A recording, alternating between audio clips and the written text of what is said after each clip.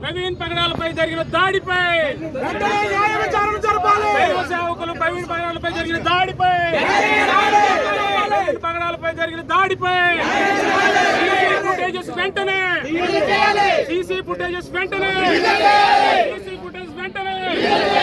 వెంటనే న్యాయం చేయాలి న్యాయం చేయాలి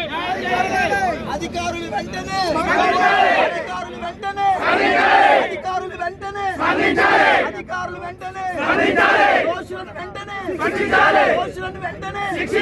దోషులను వెంటనే మతోన్మాదం